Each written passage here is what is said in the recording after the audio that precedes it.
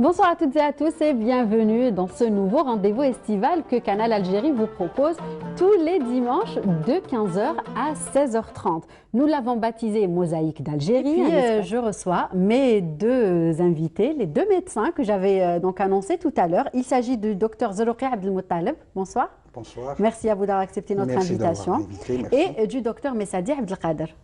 Bonsoir. Comment allez-vous? Je profite pour saluer les téléspectateurs de Canal Algérie. Merci à vous donc d'avoir accepté notre invitation, messieurs. Donc aujourd'hui, bien sûr, nous allons parler de cette pandémie. Les chiffres n'arrêtent pas d'augmenter, donc nous nous intéressons à deux choses très importantes, à savoir avec vous, Monsieur Zerouki, donc des soins à domicile, qui j'imagine sont très importants en ce moment, histoire de désengorger les hôpitaux, n'est-ce pas? Oui, bien sûr, avec une situation qui devient inquiétante. Oui. Donc, normalement, il faut inciter les gens à plus il faut être prévoyant, d'accord? Tout à fait. Donc, limiter justement les déplacements aux hôpitaux pour rien, au risque d'être contaminé alors qu'on ne l'était pas. Exactement. Et puis surtout, beaucoup de civisme de la part de la population, parce que les hôpitaux, ils sont complètement dépassés, débordés. Donc, comment dire, au niveau de notre société, à la Ryan Healthcare, donc on s'occupe ce qu'on appelle les HAD, d'accord? Hôpital à domicile. Donc, actuellement, on a un centre de régulation médicale, un centre d'appel, où il y a une équipe de 10 médecins avec 5 infirmiers diplômés d'État, des TSS. On reçoit des appels et on va en consultation. Donc, vous avez une pochette surprise, d'accord? Tout dépend. Actuellement, le centre de régulation, il a explosé. D'accord, les appels, ils n'arrêtent pas, les citoyens n'arrêtent pas d'appeler. Donc, surtout, c'est pour le Covid. Oui. Et en plus, d'autres pathologies. Oui, en fait, s'ils appellent, c'est parce qu'ils ont des symptômes inquiétants. Et ils pensent à ça, c'est ça? Des fois, c'est des malades qui sont diagnostiqués. Des fois, il n'y a pas de diagnostic. Ils appellent pour une consultation, ils suspectent qu'ils ont le Covid. Bon, c'est devenu la hantise ces jours-ci. Donc, effectivement, on se déplace. Bon, je dirais que 8 fois sur 10, c'est un Covid. Hein. Fièvre, les signes neurologiques du Covid, les signes gastriques. Donc, on se déplace. Maintenant, pour ce qui est du Covid, maintenant, on propose de prendre ces patients au niveau des structures sanitaires, parce que c'est une maladie à déclaration obligatoire. Donc, pour faire le nécessaire, les malades, soit ils sont pris en charge, bon, s'ils doivent retourner chez eux pour un confinement et être traités. Tout à fait, à la maison. À la maison. Bon, on leur propose de faire le suivi. Et effectivement, il y a des malades qui nous rappellent parce qu'ils ont des complications, ils ne savent pas s'ils doivent se déplacer, revenir à l'hôpital pour être hospitalisés et pris en charge sur place, ou bien ils peuvent rester chez eux. Donc on les conseille, on se déplace et on fait le nécessaire. D'accord. Donc, Monsieur Messadi, par rapport au Covid, donc on a remarqué que plusieurs médecins libéraux ont suspendu leur activité. Ce n'est pas votre cas. Donc aujourd'hui, vous êtes là justement pour nous dire comment vous avez fait. Comment on s'y prend là? Est-ce qu'on n'a pas peur? Est-ce qu'on ne se met pas face à un risque? C'est vrai que effectivement, à partir du 18 mars, du 20 mars, tout à fait. Il y a eu une alerte, disons-le, une alerte des pouvoirs publics, du personnel hospitalier, des médecins en général, disant que bon, il y a une épidémie et puis ça a commencé à flamber. Et donc, à juste titre, disons-le, à juste titre, les médecins ont pris un petit peu peur, disant qu'il y a eu un vent de panique. Mais ce vent de panique, à mon sens, il était justifié dans le sens où il n'y avait pas de moyens de protection. Le personnel soignant n'avait pas de moyens de protection. À titre d'exemple, moi, en tant que clinique, à la clinique Source de la Vision, j'ai eu tous les mal du monde à obtenir un petit pack de bavettes et de masques FFP2 au niveau de la PCH. C'est vrai qu'il n'y avait pas beaucoup et qu'il fallait privilégier, tout à fait logiquement d'ailleurs, il fallait privilégier les structures hospitalières dédiées à la prise en charge des malades Covid. Donc c'était tout à fait justifié, sachant qu'il n'y avait pas un gros quota. La PCH se devait de livrer aux personnels les plus exposés et en première ligne. Donc à partir de ce moment-là, c'est vrai que beaucoup, si ce n'est pas la plupart de nos confrères, ont préféré, à titre de précaution, d'abord pour eux-mêmes et pour les patients, donc fermer leur structure hospitalière. Nous, à la Clinique Source de la Vision, nous avons pris nos responsabilités et nous avons décidé de continuer à prendre en charge les patients, bien évidemment, avec beaucoup de précautions. Je m'explique. C'est-à-dire que nous avons décidé à travers les réseaux sociaux d'alerter nos patients que dorénavant, les consultations ne se faisaient plus que par rendez-vous. Au préalable. D'abord par rendez-vous préalable. Deuxièmement, les rendez-vous étaient espacés dans le temps, dans le sens où on ne pouvait recevoir que 4 à 5 patients dans une grande salle et les patients étaient espacés au moins de 3 mètres. Ça, c'est une première chose.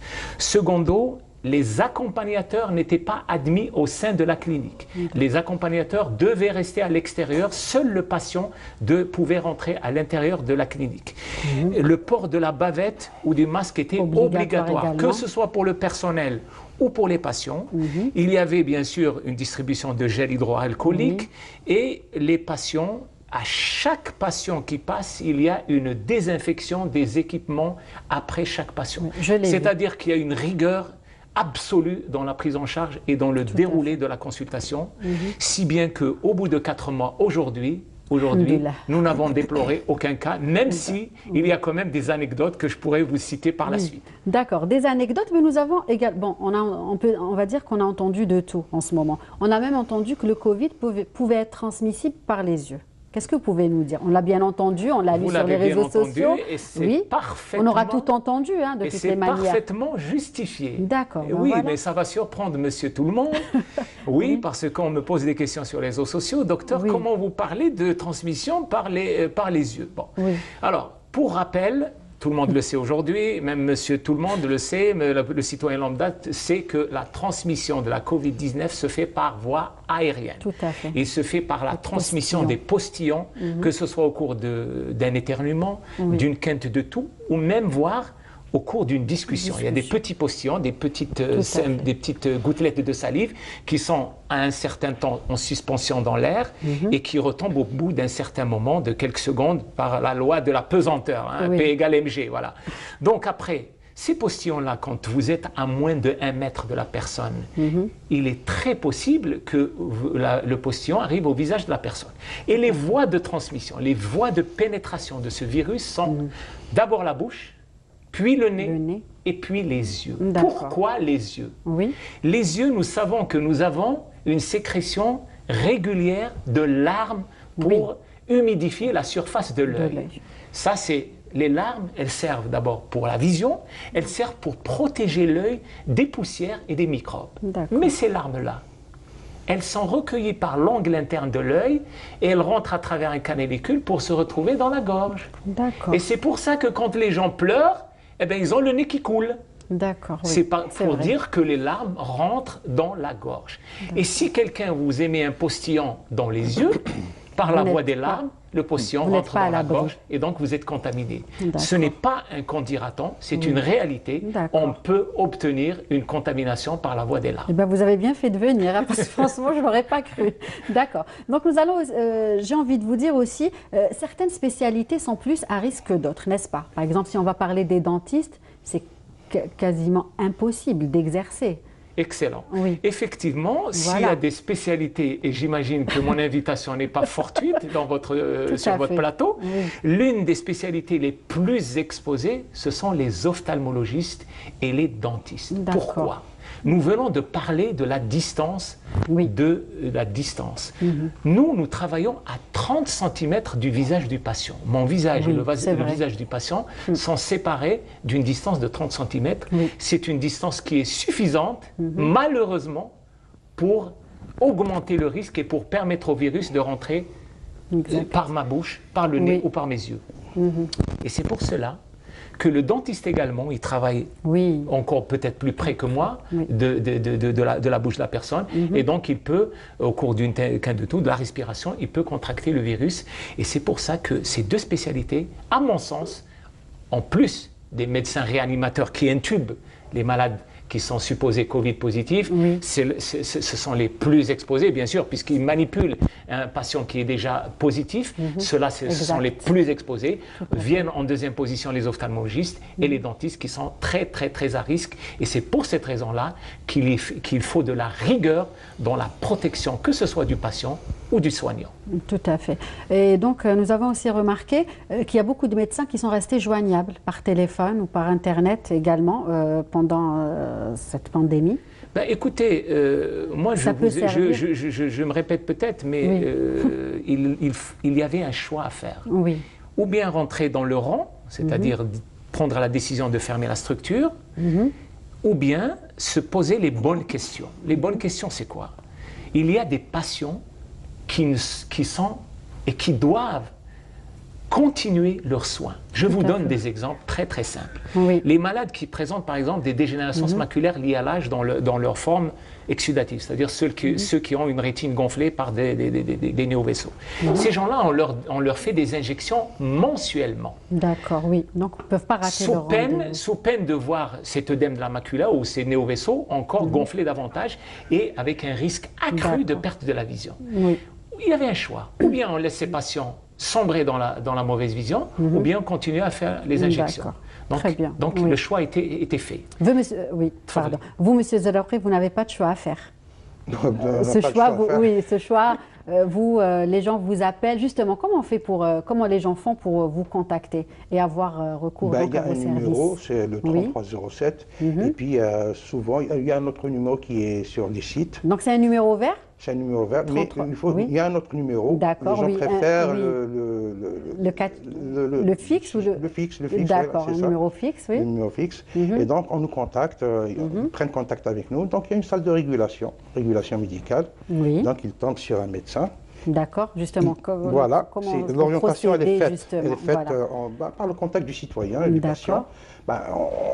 Il appelle, il nous dit ce qu'il a, d'accord. Nous, on est orientés, et puis on envoie le médecin, c'est des médecins régulateurs, urgentistes, d'accord. Il se déplace au domicile du malade. Maintenant, s'il faut traiter sur place, il est traité sur place. S'il nécessite une petite intervention aérosol, une petite perfusion, elle est faite. Maintenant, si c'est la profession qui dicte ce qu'on doit faire. Donc, s'il faut l'évacuer vers un centre spécialisé, c'est un cardiopathe, un insuffisant respiratoire, donc il faut qu'il soit dans une structure spécialisée. On fait le déplacement, on a des ambulances équipées pour ça, même pour faire une ventilation artificielle, les malades comateux, il y a tout le nécessaire, il n'y a pas de souci. D'accord. Et donc, vous, quand vous vous déplacez aujourd'hui chez les gens, est-ce que vous vous sentez en sécurité? Est-ce que, j'imagine que vous adoptez tous les gestes barrières, vous essayez du moins de vous protéger, j'imagine. Malgré, on porte, on a nos combinaisons, on a nos masques, on a les lunettes, double masque et tout ce qui s'ensuit. Mais on se sent, peut-être que le personnel hospitalier qui est tombé malade, il y a eu des pertes humaines. Oui, justement, je voulais aussi parler de ça. On peut dire que le corps médical est endeuillé. On est tout le temps exposé, surtout quand on évacue le malade dans une ambulance, atmosphère confinée, malgré les gestes de barrière, c'est ce qui s'est passé au niveau des hôpitaux. Oui, justement. Mais déjà, vous, là, vous facilitez la tâche, on va dire, aux hôpitaux. C'est-à-dire qu'avec vos services, il y aura moins de gens qui vont aller vers les hôpitaux sans raison. C'est pour leur éviter. Mais justement, les gens, ils appellent pour éviter d'aller aux hôpitaux, au niveau des structures sanitaires. D'accord. Donc, on fait le déplacement et on fait le diagnostic. Maintenant, je vous dis, si c'est un malade qui nécessite un transfert vers un hôpital, donc on le fait. Il n'y a pas de souci. D'accord. Mais le risque existe et il est grand. D'accord. Bon, on a nos combinaisons, on a tout ce qu'il faut. Mais on ne sait jamais. Bon. Bien sûr.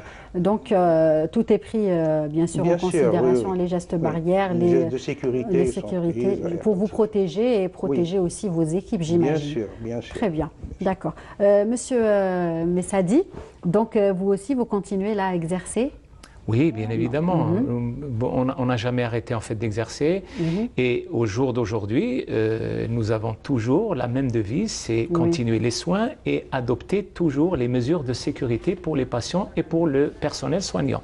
C'est-à-dire qu'il ne faut pas lâcher la garde, comme on dit. il ne faut pas lâcher la garde et il faut se dire que toute personne, la devise du soignant dans cette période-là, c'est la suivante. Oui. Toute personne qui rentre en consultation est un sujet suspect. Exact. Je vous donne une petite anecdote très très simple, ça peut faire sourire, mais en réalité ça dénote tout simplement du niveau de vigilance qu'il faut adopter. Hier, je reçois une jeune femme de 25 ans qui vient me voir, docteur, je veux avoir une prescription de lentilles. Je lui dis, pas de problème, on va y aller, on va faire un examen. Le temps de prendre son nom et son prénom, la jeune dame me pose la question, docteur, est-ce que vous faites les tests Covid? Je dis, mais pourquoi vous me posez cette question? Il me dit, mais en fait, mon fiancé est Covid positif, il est confiné et j'ai été en contact proche avec lui. Je dis, mais mademoiselle, est-ce que vous ne pensez pas que vous êtes ce qu'on appelle un sujet contact et que vous devez, jusqu'à preuve du contraire, vous confiner jusqu'à obtention de votre résultat, parce qu'il faut faire des examens, il faut vous mettre à l'abri, attendre 14 jours avant de sortir. Donc la prescription de lentilles peut attendre. Ça, c'est un exemple parmi tant d'autres. Et il faut savoir qu'il y a une négation de la maladie. Nous recevons des patients qui ont la maladie, mais qui refusent de la dévoiler parce qu'ils considèrent cela comme un tabou, ou peut-être parce qu'ils pensent que nous n'allons pas les prendre en charge, ce qui est complètement faux. Nous pouvons et nous avons reçu des patients Covid positifs à la clinique. Ils nous l'ont déclaré parfois au bout d'un interrogatoire policier, mais nous avons continué à les prendre en charge, tout en mettant tout de même des mesures assez strictes par rapport aux patients, c'est-à-dire un peu de distanciation physique. Et vous me permettrez de rappeler aux téléspectateurs qu'aujourd'hui, l'histoire du confinement, c'est une chose, mais si nous voulons nous en sortir de cette crise de Covid-19, il faut adopter 3 règles. La distanciation physique, ne pas trop se rapprocher des gens, laisser au moins 1 mètre, comme je disais que les postillons ne peuvent pas aller au-delà de 1 mètre. Ça, c'est une chose. Un port de masque obligatoire et de la bonne manière, s'il vous plaît, c'est-à-dire au-dessus du nez et non pas sous le menton ou sous le nez. Ça, c'est une chose. Et ne pas manipuler le masque avec les mains, mais on le manipule avec des élastiques. Et enfin, après le masque, il faut utiliser de l'eau savonneuse et du gel hydroalcoolique au besoin. Ça, c'est les règles barrières qu'il faut adopter en tout lieu et en tout moment. C'est la seule façon de s'en sortir. N'est-ce pas, monsieur Zelloukhi? Oui, tout à fait d'accord, bien sûr. C'est les mesures d'hygiène. Il faut être rigoureux. Pas prendre à la légère, tout à fait. Donc, merci à vous. Et justement, à travers vous, à travers notre émission, à travers notre plateau, nous rendons hommage aujourd'hui à tous, justement, les gens qui travaillent, le personnel soignant, les médecins qui sont dans les hôpitaux, qui travaillent acharnement en ce moment et qui ne s'en sortent plus, on va dire. Donc, on leur souhaite bon courage et nous pensons très fort à eux. Voilà. Messieurs, merci à vous d'avoir accepté notre invitation. Merci à vous.